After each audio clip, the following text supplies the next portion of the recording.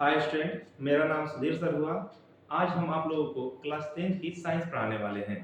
Science में हम तीनों विषय की कवर करेंगे, जिसमें आप लोगों का फिजिक्स, केमिस्ट्री और बायोलॉजी होगा।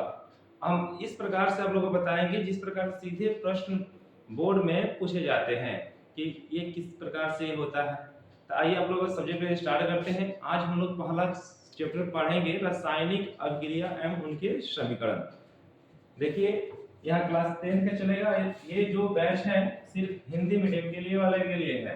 सिर्फ हिंदी मीडियम में ही पढ़ाया जाएगा इसको, ठीक है। बाय लैंग्वेज नहीं है, ठीक है। और यहाँ पे देखिए एक स्लोगन लिखा गया है बाबू कि दुनिया की हर चीज ठोकर खाने से टूट जाती है। दुनिया की हर चीज ठोकर खाने से टूट जाती है।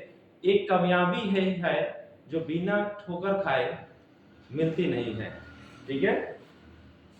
चलिए आज हम आप लोग आइए अपने सिलेबस में चलते हैं। हम पहला हम लोग का प्रश्न होगा। देखिए हम इस प्रकार से कुछ पढ़ेंगे, ध्यान दीजिए। यहाँ पे बोला गया है यहाँ पे कि भौतिक परिवर्तन किसे कहते हैं, उदाहरण देके समझाइए। रासायनिक परिवर्तन किसे कहते हैं, उदाहरण देके समझाइए। कुछ इस प्रकार से बोर्ड में प्रश्न पूछे जाते हैं, डायरेक्ट तौर पर उसी तरह से पढ़ाया जाएगा। तो कुछ ऐसे प्रश्न, सब प्रश्न को हम लोग कवर किया जाएगा। चलिए हम लोग पहला टॉपिक पर चलते हैं। ये रहा मेरा पहला प्रश्न कि भौतिक परिवर्तन किसे कहते हैं, उदाहरण देके समझाइए। तो भौतिक परिवर्तन मतलब क्या होता है, पहले जान लेते हैं। भौतिक परिवर्तन होता क्या है? कोई एक वस्तु है या कोई पदार्थ है, हम उसको यूज किए और फिर यूज करने के बाद जो उससे मटेरियल बच गया, यूज करने के बाद जो बच रहा है, फिर उसी को हम उपयोग में लाएंगे कि नहीं लाएंगे। अगर ला सकते हैं तो उसको कहेंगे हम लोग भौतिक परिवर्तन, ठीक है। जैसे मान लीजिए यहाँ पर दर्शाया गया आप लोग को, एक देखिए क्या है, एक यहाँ पर जल है,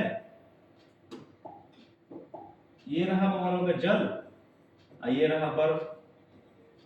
दोनों में क्या डिफरेंट है? जो बर्फ होता है ये सॉलिड होता है, ठोस होता है, और ये जो जल है लिक्विड होता है, द्रव के रूप में होता है। तो सुनिए, जैसे मान लीजिए कि लिक्विड फॉर्म में है जल, जल को हम ठोस बनाना है तो क्या करेंगे, इसको हम फ्रीजिंग करेंगे, फ्रिज में रखेंगे तो क्या हो जाएगा, ये ठोस बन जाएगा। तो एक अवस्था से दूसरी अवस्था में चला गया।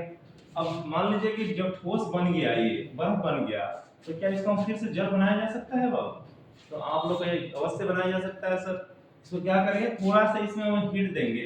जैसे इसमें हम लोग क्या करेंगे, थोड़ा सा इसको गर्म करेंगे। गर्म करने के बाद ये क्या होगा, अपने आप किसमें, लिक्विड फॉर्म में चला जाएगा। तो देखिए यहाँ पे क्या हो रहा है, द्रव से ठोस में जा रहा है, ठोस से फिर द्रव बन जा रहा है।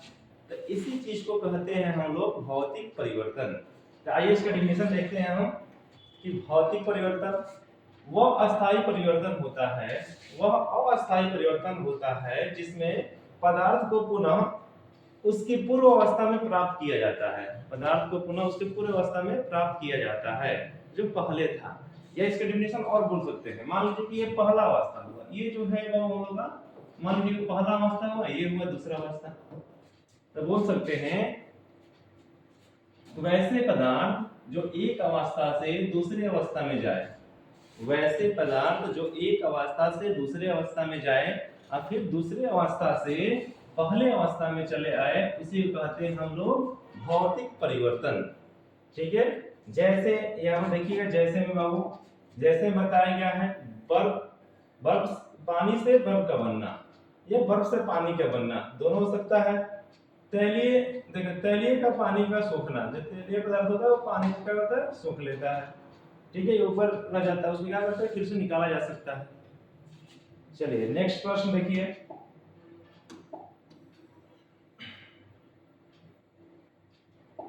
नेक्स्ट प्रश्न में है बाबू कि रासायनिक परिवर्तन किसे कहते हैं और उदाहरण देके समझाइए। तो रासायनिक परिवर्तन आप लोग सब जानते हैं, वैसा परिवर्तन जिसमें हम किसी चीज को यूज करें और फिर वह दोबारा उस चीज में लाया नहीं जा सकता है। जैसे यहाँ बताया गया है, देखिए यहाँ पर एक आम दिया गया है, आम का दिन आ रहा है बाबू। तो आम ये जो है ये कच्चा आम है, ये क्या हुआ है, ये पक्का हुआ आम है। अब मान लीजिए कि ये जो कच्चा आम है बाबू, ये क्या हुआ है, जब ये पक जाए तो क्या इसे हम कच्चा बना सकते हैं? तो आप लोग बोले नहीं सर, नहीं बनाया जा सकता है। तो इसी को तो कहेंगे हम रासायनिक परिवर्तन। या इसे हम मान लो रासायनिक परिवर्तन हो गया, मान लो इसे कच्चा में कार्बाइड डाले और ये पक गया, तो क्या ऐसा कुछ पदार्थ बना है जो पक जाए हम इसको फिर हम कच्चा बना सकते हैं? मान लो कच्चा को तो हम पक्का बना सकते हैं कार्बाइड डाल के, लेकिन ऐसा कोई पदार्थ है या ऐसा कोई केमिकल है जो पक्के को कच्चा बना दे? तो आप लोग नहीं सर, ऐसा नहीं है। तो इसी भ्रम को जानने के लिए हम क्या बोलते हैं, रासायनिक परिवर्तन बोलते हैं। यहाँ पर फिर बोला जाएगा कि देखिए बोला गया है, वह अस्थायी परिवर्तन जिसमें परिवर्तित पदार्थ को पुनः उसकी पूर्व अवस्था में प्राप्त नहीं किया जा सकता, उसे रासायनिक परिवर्तन कहते हैं। ठीक है, उसका दूसरा डिफरेंस सुनिएगा। मान लीजिए इसी तरह की ये पहला अवस्था हुआ, ये दूसरा अवस्था हुआ, तो ध्यान दीजिएगा कि वैसे पदार्थ जो एक अवस्था से दूसरे अवस्था में चले जाए और फिर दूसरे अवस्था से पहले अवस्था में नहीं आ पाता है, ऐसे परिवर्तन को हम लोग रासायनिक परिवर्तन कहते हैं। जैसे एग्जांपल में दूध से दही का बनना, देखिए कितना अच्छा एग्जांपल लिया गया है। घर में सबके घर दूध होता होगा, हम थोड़ा सा कहीं से उसे दही का मटेरियल डालेंगे जिसे कहते हैं जोड़न।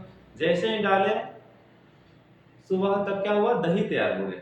ठीक है, अब चाहेंगे कि दही को फिर दूध बना दें, तो क्या ऐसा संभव है? नहीं, ऐसा नहीं हो पाएगा। तो इसी परिवर्तन को हम बोलते हैं रासायनिक परिवर्तन। ठीक है, चलिए आगे नेक्स्ट प्रश्न। अब हम देखेंगे इसमें जो अभी दोनों जो पढ़े हैं कि रासायनिक परिवर्तन और भौतिक परिवर्तन क्या होता है, ये देख लीजिए। अब इन दोनों में अंतर देखेंगे कि दोनों में अंतर क्या था। अंतर क्या था कि एक अस्थायी था, एक अस्थायी था। एक अस्थायी परिवर्तन हो रहा था, एक अस्थायी हो रहा था। इसमें एक में बदला जा रहा था, इसमें नहीं बदला जा रहा है। तो देखिए इसको देखा जाता है कि भौतिक परिवर्तन और रासायनिक परिवर्तन में अंतर को लिखिए। बोला गया 3 अंतर को लिखिए, आप लोग कई अंतर को लिख सकते हैं। ठीक है, देखिए बोला गया है कि भौतिक परिवर्तन में कि यह एक अस्थायी परिवर्तन होता है। अस्थायी, इसका कोई ठिकाना नहीं होता, ये चेंज हो सकता है, लेकिन इसको हम लोग ये अस्थायी होता है, यह एक अस्थायी परिवर्तन होता है, इसको बदला नहीं जा सकता है। 2 नंबर बोला गया है कि इसमें परिवर्तित पदार्थ को पुनः पूर्व अवस्था में प्राप्त किया जा सकता है। और इसमें बोला गया है इसमें परिवर्तित पदार्थ को पुनः पूर्व अवस्था में प्राप्त नहीं किया जा सकता, मतलब कि इसको एक अवस्था से दूसरे अवस्था में लिया जा सकता है, लेकिन इसको एक अवस्था से दूसरे अवस्था में जाएगा फिर दूसरे से पहले में नहीं आ पाएगा। ये देखिए 3 नंबर बोला गया है, यह उत्क्रमणीय होती है, यह अनुत्क्रमणीय होती है। 4 नंबर पॉइंट, लास्ट पॉइंट है ये, इसमें पदार्थ परिवर्तित नहीं होता है, इसमें पदार्थ परिवर्तित हो जाता है। मतलब कि दूध था, लिक्विड था, सॉलिड बन गया, मतलब कुछ ना कुछ चेंजिंग हो रहा है उसमें। ठीक है, इसमें बिना चेंजिंग के भी हो सकता है, लेकिन इसमें कुछ ना कुछ जरूर चेंजिंग होगा उसमें। ठीक है, आया बात यहाँ तक? चलिए आगे देखते हैं।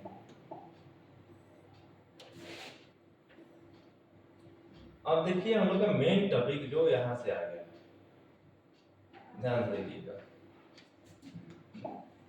यह बोला गया है वो रासायनिक अभिक्रिया किसे कहते हैं, किन्हीं 2 एग्जांपल को दीजिए। सीधा प्रश्न 2 नंबर के लिए बोर्ड एग्जाम में पूछा जाता है कि रासायनिक अभिक्रिया किसे कहते हैं, इसका किन्हीं 2 एग्जांपल 3 एग्जांपल दीजिए।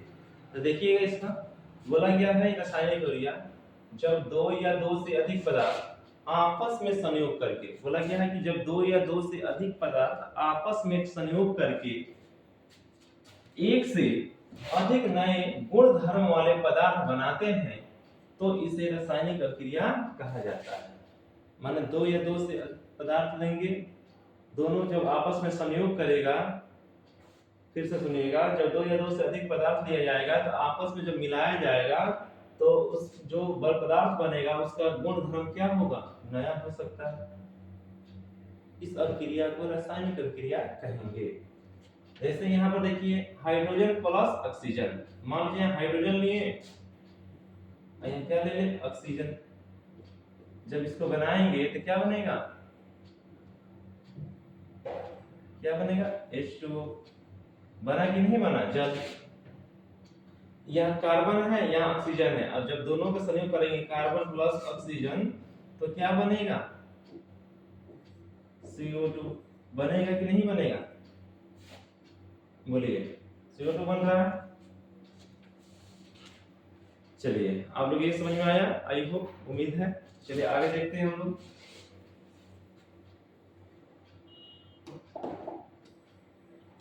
नेक्स्ट प्रश्न बहुत बनाया गया है कि बोर्ड परीक्षा में सिर्फ इसी तरह प्रश्न बना के पूछा जाता है, ठीक है, कि रासायनिक अभिक्रिया के दौरान होने वाले परिवर्तन को लिखिए। कि रासायनिक जब अभिक्रिया होता है तो उसमें क्या क्या चेंजिंग होता है, क्या बदलाव होता है, उसके बारे में आप लोग लिखिए।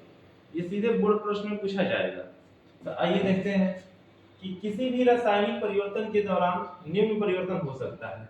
जैसे यहाँ बोला गया है बाबू कि नए पदार्थ का स्वाद बदल जाता है। जो नया पदार्थ बनेगा उसका स्वाद क्या होगा, बदल जाएगा। नए बने पदार्थ की अवस्था भी बदल जाती है। नए बने पदार्थ का ताप बदल जाता है। इसमें क्या बनेगा, ताप बदल जाएगा। इसमें इसका अवस्था चेंज होगा, एक अवस्था से दूसरे अवस्था में चला जाएगा। इसमें स्वाद में अंतर आ जाएगा। अब क्रिया के दौरान गैस का उत्सर्जन होता है। कुछ भी अब क्रिया कराएंगे तो उसमें से गैस निकलेगा, कोई भी गैस निकल सकता है, CO2 निकले, H2O निकले, ठीक है। चलिए नेक्स्ट प्रश्न।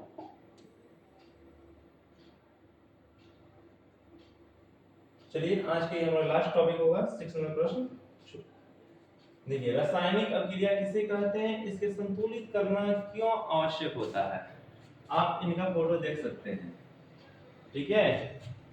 इन्होंने बताया था कि क्यों आवश्यकता होता है। बिना संतुलित किए हम समीकरण को सही नहीं मान सकते हैं, ठीक है। तो बोला गया है रासायनिक अभिक्रिया, सुनिएगा कि किसी अभिक्रिया में भाग लेने वाले अभिकारक और उत्पादों को संकेतों और सूत्रों के रूप में लिखना रासायनिक समीकरण कहलाता है। अब देखिए हम लोग समझाएंगे ये कि अभिकारक क्या होता है और उत्पाद क्या होता है, इन दोनों के बारे में एकदम गौर से समझेंगे, ठीक है, आगे अभी, ठीक है। इसको खत्म कर ले जाए। देखो क्यों होता है, संतुलित करना क्यों जरूरी होता है कि द्रव्यमान संरक्षण के नियमानुसार जब कोई रासायनिक अभिक्रिया होती है तो भाग लेने वाले अभिकारकों का कुल द्रव्यमान बने हुए उत्पादों के कुल द्रव्यमान के बराबर होता है। अतः दोनों तरफ के द्रव्यमान बराबर करने के लिए समीकरण को संतुलित किया जाता है। हम क्या करेंगे कि हम लोग अभिकारक और उत्पाद दोनों साइड का क्या करेंगे, समीकरण को बराबर करेंगे। मान लीजिए कि इधर 2 कार्बन है तो इधर भी क्या होना चाहिए, इधर भी 2 कार्बन होना चाहिए, ठीक है। चलिए हम आगे अब कल पढ़ते हैं, कुछ इसके बारे में प्रश्न है कल देखेंगे। धन्यवाद, जय हिंद, भारत माता की जय।